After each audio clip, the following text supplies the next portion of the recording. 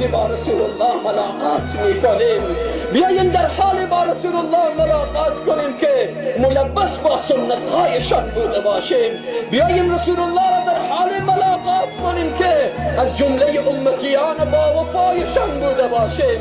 بیاییم در حال رسول الله را ملاقات کنیم که رسول الله طرف ما لبخند داشته باشند و ما بتوانیم به او رخسار مبارک نگاهی بکنیم و بتوانیم به او چشمان زیبا و درشت و سیاهشان نگاه کنیم و لذت ببریم. نشود که رسول الله طرف ما نگاه کنند ما شرمنده و خجل بشویم.